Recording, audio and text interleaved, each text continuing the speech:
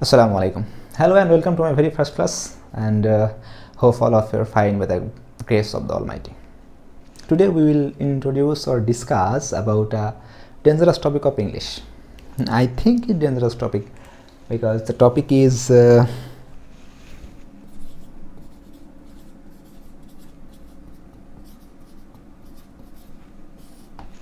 isn't it?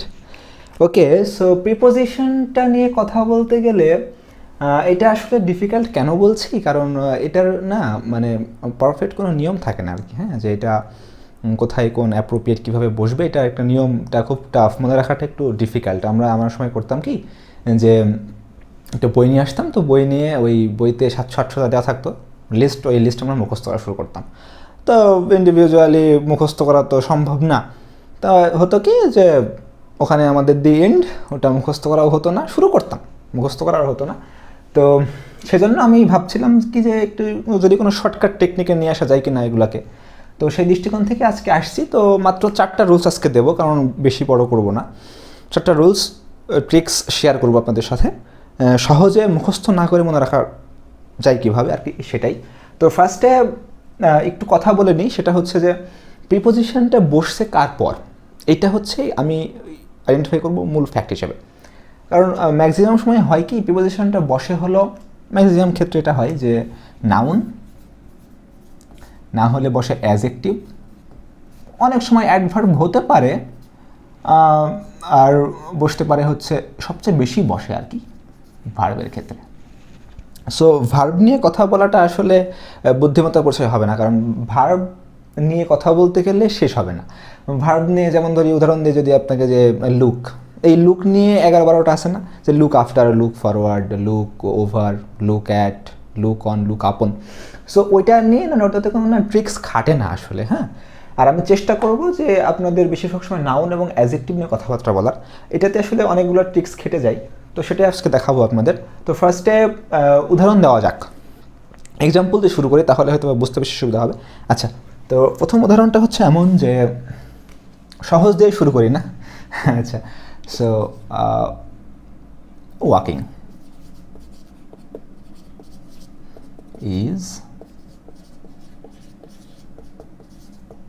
beneficial dash our health. 2 নম্বরটা, ওকে, food is indispensable dash living.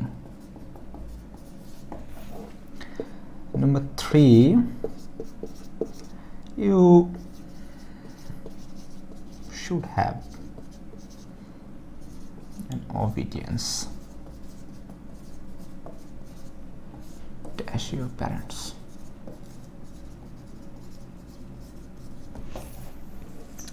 Number 4, আমারটাই দেই, I have an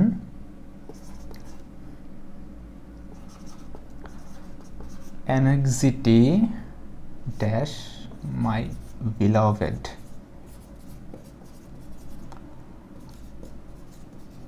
অধরা। ওকে, so যারা পারবেন তারা অবশ্যই কমেন্টে জানিয়ে দিন। সো প্রথমটা কি বলতেছি আমরা, যে walking is beneficial dash our health. তাহলে আমি শিওর যে এখানে 80%-এর উপরে বসাবে কি জানেন, ফর। কেন ফর বসাবে? আরেকটা কথা, সেটা হচ্ছে যে ইংলিশটা আসলে একটা কিন্তু ল্যাঙ্গুয়েজ ভাই, এটা আসলে আমরা আমাদের দেশে গ্রামাটিক্যালি আমরা এটা পড়াশোনার চেষ্টা করি, কিন্তু আসলে এটা মনে করতে হবে একটু ভাষা, এটা ল্যাঙ্গুয়েজ, তাই এটাতে আসলে অর্থটা বুঝতে হবে। হ্যাঁ, বলার ক্ষেত্রে আপনার যে অঙ্গভঙ্গি, এটা বেশি কার্যকরী। সো অর্থ বেসড করলে আরও বেশি ক্লিয়ার হওয়া যায় আর কি। তো ওয়াকিং ইজ বেনিফিশিয়াল মানে কি, হাঁটা ভালো, কিসের জন্য ভালো, আমাদের স্বাস্থ্যের জন্য ভালো। এই যে জন্য আসছে, ফর মানে জন্য, সো এখানে সবাই বসাবে কি ফর, কিন্তু আনফর্চুনেটলি এটা ভুল হবে, এটা হবে হচ্ছে এখানে হবে two. That is rule number 1। সেটা হলো রুল নাম্বার 1 কি লিখতে পারি, তাহলে আমরা বেনিফিশিয়ালটা কি, এটা হচ্ছে একটা অ্যাডজেক্টিভ। ওকে, যে সমস্ত ওয়ার্ডের শেষে এল IBLE, ABLE এগুলো থাকে, সেগুলো হচ্ছে অ্যাজেক্টিভ হয়। আচ্ছা, তাহলে কি আছে এটা? AL যুক্ত অ্যাজেক্টিভ এর পর টু বসে। তাহলে এইরকম অ্যাজেক্টিভ আর কতগুলো আছে? অনেকগুলো আছে না? অ্যাসেনশিয়াল আছে, ন্যাচারাল আছে, লয়াল আছে। সো এরকম সমস্ত ওয়ার্ডগুলোর পরে প্রিপোজিশন কি বসবে? টু বসবে। চোখ বন্ধ করে বসিয়ে দেবেন, নো প্রবলেম। ব্যতিক্রম এর নাই বললেই চলে। 99%ই AL। অত মনে রাখার দরকার নেই, শুধুমাত্র মনে রাখেন তাহলে হবে যে AL যুক্ত অ্যাজেক্টিভের পরে টু বসে। ওকে, সো নাম্বার 2 কি আছে? যে ফুড ইজ ইনডিসপেন্সিবল। ওয়ার্ডটা একটু ডিফিকাল্ট। তো ইনডিসপেন্সিবল, এটাও লাস্টে যেহেতু ABLE আছে, এটা একটা অ্যাজেক্টিভ। আর ইনডিসপেন্সিবল মানে হচ্ছে অপরিহার্য। হ্যাঁ, অপরিহার্য। তাহলে কি ফুড, খাদ্য হয় ইনডিসপেন্সিবল, অপরিহার্য কিসের জন্য? বাঁচার জন্য। এখানেও ফর বসাবেন না, আসলে এখানেও ফর হবে না, এখানেও হবে হচ্ছে টু। তাহলে কি বুঝলাম? রুল নাম্বার 2 বলতে পারি, রুল নাম্বার 2 দিয়ে দিই। সেটা হলো যে ABLE বা IBLE যুক্ত অ্যাজেক্টিভ, এটা কোন অ্যাজেক্টিভ? ABLE আছে যেহেতু, যুক্ত অ্যাজেক্টিভের পর টু বসে। ওকে, যেমন ধরা যাক, আরও ধরে আমি বলি যে amenable to, acceptable to, preferable to, আচ্ছা না?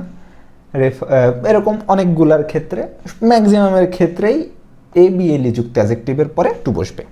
জাস্ট এখানে কিছু ব্যতিক্রম লক্ষণীয়, সেগুলো আমি বলে দিচ্ছি আপনাদের। সেটা হলো কি যে, আচ্ছা, যেমন মনে করেন যে সবচেয়ে বেশি গুরুত্বপূর্ণ ব্যতিক্রমের মধ্যে এটা একটা, সেটা হচ্ছে ক্যাপেবল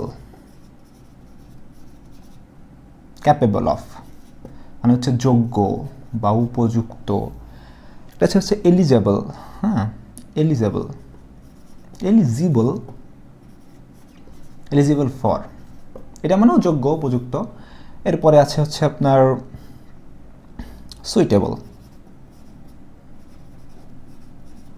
ফর।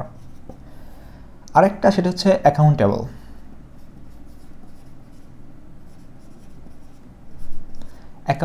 ফর। এগুলো মনে রাখা যায়। ফর ম্যাক্সিমাম ব্যতিক্রমের ক্ষেত্রে কি হয়? ফর হয়। অ্যাকাউন্টেবল ফর মানে হচ্ছে দায়ী। হ্যাঁ, এটা মানে যোগ্য। সুইটেবল ফর মানে পর্যাপ্ত বা বলতে পারেন। ওকে, সো রোল নাম্বার 2 এর ক্ষেত্রে ব্যতিক্রম এই কটাই আছে, মানে যেগুলো আসলে আসার মতো কম্পিটিটিভ এক্সামগুলোতে। ঠিক আছে। আচ্ছা, নাম্বার 3টা কি? ইউ শুড হ্যাভ, তোমার অবশ্যই থাকা উচিত। কি থাকা উচিত? অবিডিয়েন্স, বাধ্যতা। কাদের প্রতি? Your parents.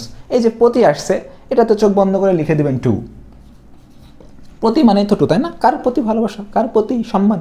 প্যারেন্টসদের প্রতি। তাহলে অবিডিয়েন্সটা একটা কি? যে সমস্ত ওয়ার্ডের শেষে CE থাকে, সেগুলা কি হয়? সাধারণত নাউন হয়। তাহলে রুল নাম্বার 3তে আমরা কি লিখতে পারি? যে CE যুক্ত নাউন এর পর সাধারণত কি বসে? টু বসে। আচ্ছা, যেমন যদি আমি বলি যে reference to, preference to, indifference to, এই সমস্ত প্রত্যেকটা ওয়ার্ডের শেষে কি বসবে? টু বসবে, প্রিপোজিশন হিসেবে টু বসবে। আচ্ছা, সো কিন্তু সিইর ক্ষেত্রে ব্যতিক্রম আছে, কিন্তু এটা আরেকটা ট্রিক্স খাটানো সম্ভব ব্যতিক্রমের প্রতি, দেখাচ্ছি আমি আপনাদের। তাহলে কি লিখব? সিই যুক্ত না, আচ্ছা, ডিস্টেন্স,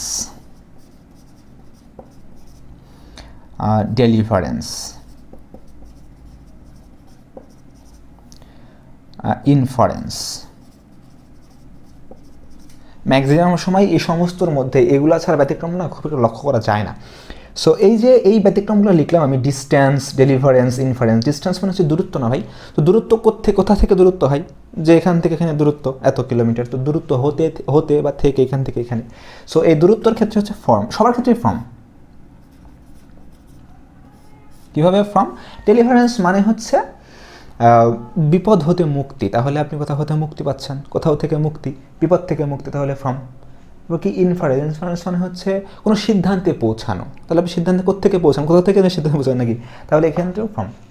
ওকে, সো এই রুলসে লেখা যেতে পারে যে সি যুক্ত নাউনের পরে মানে মেজরিটি হবে কি টু, বাট ফর্মও হতে পারে এই তিনটার ক্ষেত্রে, যেগুলো দূরত্ব এগুলো বোঝাবে এগুলো। আচ্ছা, তো এরপরে নাম্বার 4-এ আসি যে আই হ্যাভ, আমার আছে, কি আছে, একটা অ্যাংজাইটি, উদ্বিগ্নতা আছে। উদ্বিগ্নতা কার প্রতি? মাই বিলাভেড, আমার ভালোবাসার প্রতি, আমার অধরার প্রতি একটা কি আছে, একটা অ্যাংজাইটি আছে। অ্যাংজাইটি হচ্ছে লাস্টে টি-ওয়াই যুক্ত প্রত্যেকটা ওয়ার্ড কি হয়, নাউন হয়। তাহলে অ্যাংজাইটির পরে কি বসবে এখানে, anxiety for. Okay, so anxiety for. Rule number 4টা কি আসে তাহলে ভাই, যে টি-ওয়াই, হ্যাঁ, টি-ওয়াই যুক্ত নাউন এরপর ফর বসে। আচ্ছা, এখন এ ব্যতিক্রম তো আছেই, ব্যতিক্রম থাকবে। যেমন আমি যদি বলি অ্যাংজাইটি না, ability for, capability for, purity for, so এগুলোর ক্ষেত্রে কী বলবে, ফর বসে। তবে ব্যতিক্রম আছে, ব্যতিক্রম খুব একটা বেশি নাই। যেমন যদি বলি ডিউটি, ডিউটির ক্ষেত্রে টু বসে, যেই আপনার যেই দায়িত্ব। এরপরে আছে হচ্ছে এনমিটি, এনমিটি উইথ, শত্রুতা কার সঙ্গে হয়, ব্যক্তি না বস্তু, ব্যক্তি মানে হচ্ছে উইথ, মনে রাখবেন এটা। ফ্যামিলারিটি,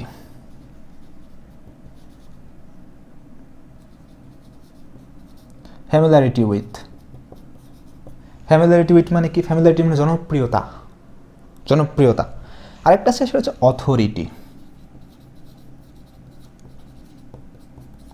অথরিটি ওভার মানে আধিপত্য বিস্তার করা। সো এই 4টা ব্যতিক্রম আছে ম্যাক্সিমাম সময়, তা বাদে সবগুলোর ক্ষেত্রেই টি-ওয়াই যুক্ত নাউনের পরে কি বসবে, ফর বসে। আচ্ছা, তাহলে এই ছিল সুপার যে 4টা ট্রিক্স আমি শেয়ার করলাম। তো তাহলে আমরা একবার রিভিশন দিয়ে নিই। সেটা হচ্ছে রুল নাম্বার 1টা কি তাহলে, যে এল যুক্ত অ্যাজেক্টিভ এরপরে সবসময় কি বসবে, টু বসবে, সব সময়ই টু বসবে। আপনি যদি প্রশ্নে কমন না থাকে আপনার, যদি দেখেন যে এটা একটা অ্যাডভার্ব এবং এল যুক্ত এল যুক্ত অ্যাজেক্টিভ, তাহলে সেখানে আপনি চোখ বন্ধ করে টু বসিয়ে দেবেন, কোনো প্রবলেম নাই। নাম্বার 2-এ কি আছে, নাম্বার 2-এ আছে হচ্ছে এবিএলই বা আইবিএলই যুক্ত যে সমস্ত অ্যাজেক্টিভগুলো আছে সেক্ষেত্রে টু বসে। শুধুমাত্র ব্যতিক্রম আছে এই কয়েকটা, আরেকটা আছে ভাই, সরি আরেকটা আপনি দিতে পারেন, কম্পেটেবল উইথ মানে হচ্ছে আপনার যোগ্যতা বা উপযুক্ত, কম্পেটেবল উইথ। ওকে, লিখে দিন না,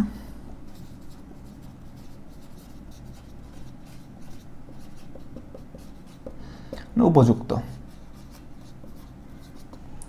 আচ্ছা, তাহলে capable of, eligible for, suitable for, accountable for আর কম্পেটেবল উইথ। এটা হচ্ছে এবিএলই বা আইবিএলির পরে সাধারণত টু বসে বা ব্যতিক্রমের, এইগুলা মনে রাখতে হবে ভাই। যদি আপনাকে মনে রাখতেই হয় এক্সট্রাভাবে, তো আপনি এইগুলো মনে রাখেন, শুধুমাত্র এই 4 আর 5-এ 9 আর 3-এ 12, এই 12টা মনে রাখেন, তাহলে আপনার 100টার উপরে আপনার হয়ে যাবে। রোল নাম্বার 3-তে কী ছিল, সিই যুক্ত নাউন ছিল, সিই যুক্ত নাউনের পরে কী বসবে, টু বসবে।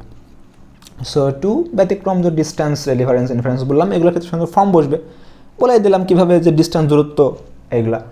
রোল নাম্বার 4-এ হচ্ছে টি-ওয়াই যুক্ত যদি কোনো নাউন থাকে তারপরে ফর বসে। ব্যতিক্রমে 4টা মনে রাখেন, শেষ, যে duty, enmity, familiarity, authority, bus.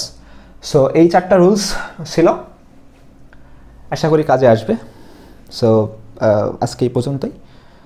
Take care of yourself and please pray for me. And আমি সিকোয়েন্সলি অবশ্যই ভিডিও আনবো, নেক্সটে দেখা হচ্ছে প্রিপোজিশন নিয়েই। এটা পার্ট 1 দেই, এটা পার্ট 1, এটা পার্ট 1 থাকলো। পার্ট 2-এ আরও আছে এরকম শুধুমাত্র নাউন তো শুধুমাত্র সি দিয়ে হয় না, টিআইওন দিয়েও হয়, টিআইভি দিয়ে যেমন অ্যাডজেক্টিভ হতে পারে। তো এগুলা আসবে, এগুলো আরও সিকোয়েন্সলি আসবে, যদি আপনারা সাপোর্ট দেন অবশ্যই নিয়ে আসবো, অনেক ট্রিকি জিনিস নিয়ে আসবো ইনশাল্লাহ। সো আজকে এই পর্যন্তই, ভালো থাকেন, take care of yourself, pray for me, and আল্লাহ হাফেজ, আসসালামু আলাইকুম।